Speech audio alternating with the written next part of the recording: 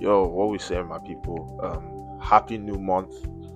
Um, I'm glad and I'm grateful that the Lord has guided all of you through the month of May. I hope it was fruitful. I hope your weeks have been fruitful. I hope the Lord has encountered all of you in some way, shape, or form. And yeah, welcome to episode 2 of this kind of like mini series that will be on the Faith Comes Through sharing accounts and channels as well. To be fair, I'll be posting this on YouTube as well. Um, but yeah, welcome back. Today, I wanted to commit an episode into the theme of transition and how to navigate going from one season of life to another. Like a lot of us are at that point in our lives where we're stepping into a new season that's going to demand extra independence or a greater sense of discipline. Whether it be going from an undergraduate degree to a master's degree or university education to full-time work, or just going into a season where you're exploring as many passions as possible. I feel like we're all going through a form of transition in life that is going to demand a set of characteristics from us, and that can be a very daunting experience. Speaking personally, I feel like I've had to navigate a number of different transitions in my life, whether it be social life in Nigeria compared to the UK, moving to a new country for the first time, being away from my family, moving from, recreational to a greater sense of competitive football when I came here. There have been a number of different transitions that I've had to face in my life, and it's helped me to see just how damaging the ways some of us tend to navigate these periods can be. I feel like there are two default settings that we tend to go to that really stop us from making the most of these seasons. The first would be overcompensation. I feel like a lot of us are more comfortable in the idea of working hard instead of working with purpose.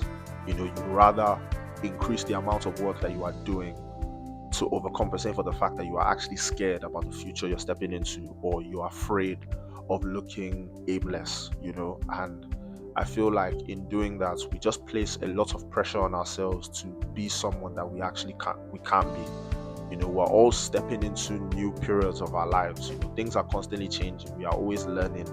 And I feel like overcompensation comes from a lack of grace that we put on one another.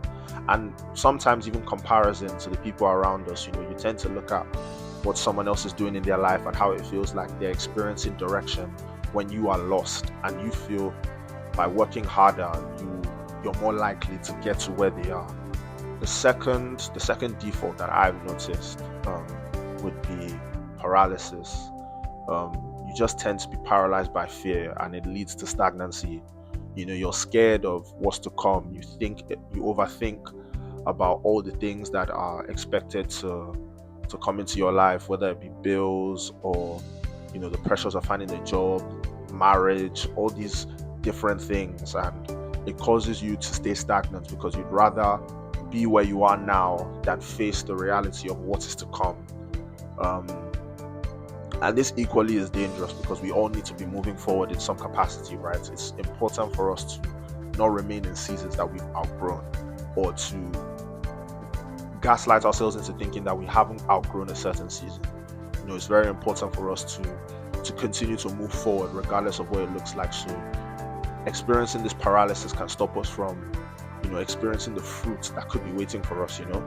Because of this, I decided that I wanted to get an idea as to how my friends and people around me are dealing with these incoming transitions that we are having to experience in our lives. So I asked my friends a couple questions, and here's one of them. Here's what he had to say. Hello everyone, my name is Bruno and I'm currently doing my Masters. Here are a few things that I did to help my transitioning journey since my undergrad to my Masters. First thing was getting back in contact with my faith. I don't think other people understand how important that is, because I feel like back when I was in my undergrad, I took my faith for granted. I was having fun, and I'm not trying to say you shouldn't have fun, but at the same time you should know your limits and try not to overexceed it. Like, you could always still have a great time, enjoy yourself, but try and also just stay in contact with your faith, because at the end of the day, that's like your one. That's gonna be your one thing, like always holding you up, making sure like that that God is always by your back, holding you, guiding you through the like right path, and giving you wisdom on your journey. Now the other thing was staying in touch with the people like are on like the same kind of journey with you, and that can even give you some insights of what they've gone through and like how they've gotten back in contact with their faith, or like showing you other sides towards like what you can do and what they see in you. I don't try and like push it aside or say like, oh nah, you're just saying that. Nah, like actually listen to your friends, because they know you as well. Like they know you really well deep down, because like they've been with you, they've seen your journey, you've heard, you guys have talked about it. So always be in contact with them, because they can definitely give you some insights of like where your life could be going, the journey you're trying to like achieve. Staying in contact with your family, but like talking to your parents, because a lot of people think that your parents they don't know what's been going, like they don't know what's going on, like what you've done and stuff like that. But at the same time, you should realize that they were our age one time, and they've been through this stuff. Like they know what's going on, and they could give you like really good insight of like how their journeys have been, like the experiences they faced and everything.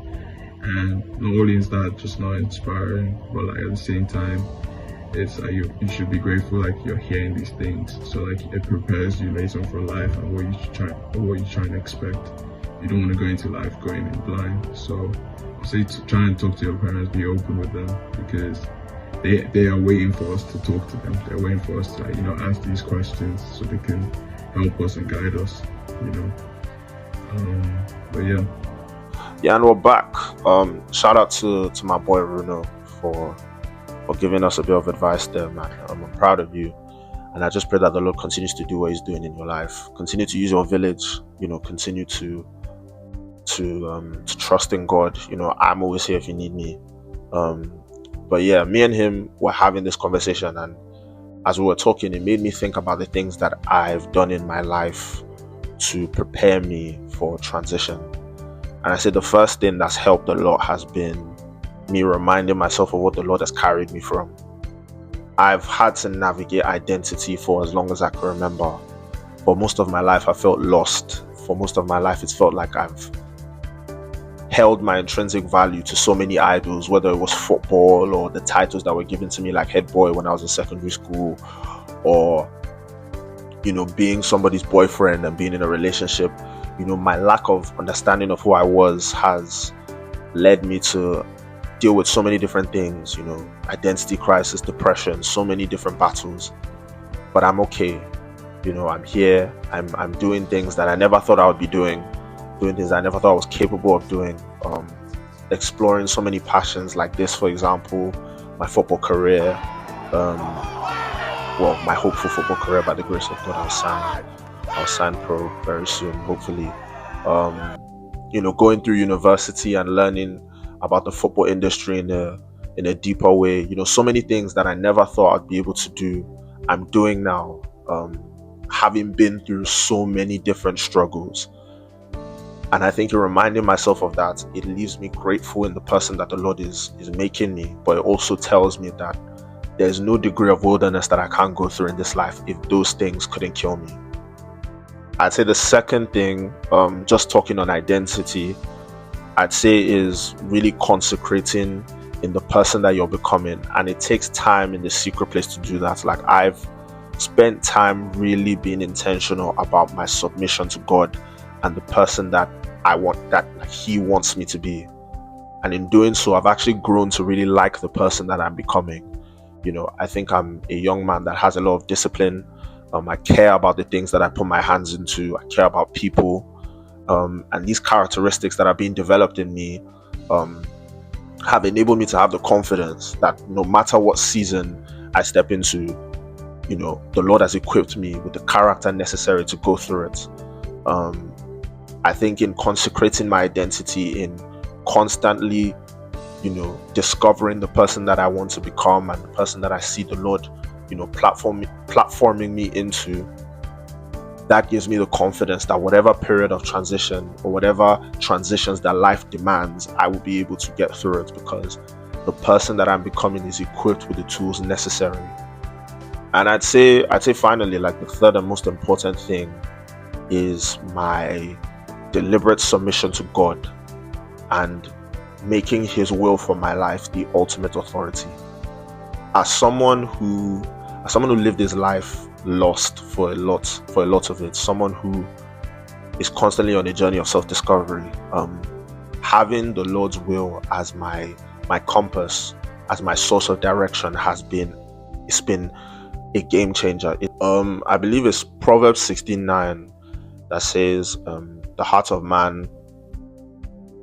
man has his plans, but the Lord establishes his steps.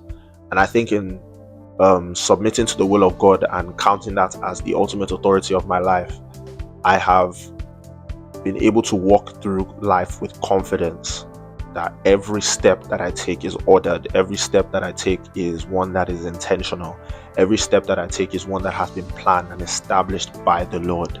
Even in moments of transition, I know that the will of God being sovereign over my life has enabled me to have the understanding that this season is a necessary season. I was listening to a speaker.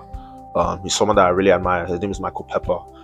And he was talking about how it was the Spirit that led Jesus into the wilderness to be tempted. And I always say this, as a believer, you should always use Jesus as the template for how your life is going to live, or how your life is going to play out, rather.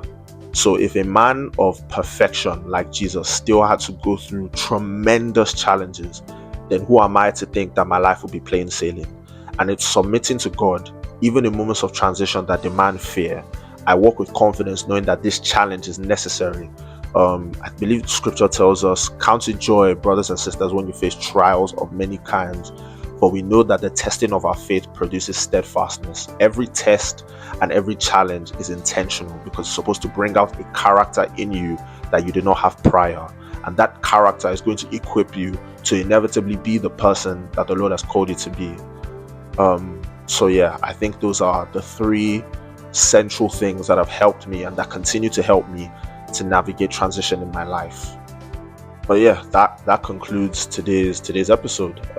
I hope myself and my boy Bruno were able to give you some advice that could be helpful in you navigating transition, because I know that there are loads of young people like myself who sometimes might feel like they're walking through life aimless, and by the grace of God, he will reveal to you exactly who you're supposed to be. The Bible says you have not because you ask not. So one final thing I would say is go into the place of prayer and ask the Lord, who do you want me to be? What steps do you want me to take? Be intentional about submitting your life to him, and I believe everything will be fine. Equally as well, like Bruno said, trust in your village, trust in your friends, trust in your parents, trust in the people that are in your close circle. And I'm sure that whatever transitions you feel like you can't navigate now, you'll be looking back in a couple of years and saying, I thank God for his ability to equip me with all that I needed to be the person that I was supposed to be. So yeah, let's all just commit to taking life one step at a time, one day at a time. The Bible tells us that tomorrow has its own issues, so let's focus on the now. And yeah, I hope this video blessed all of you. Take care and peace.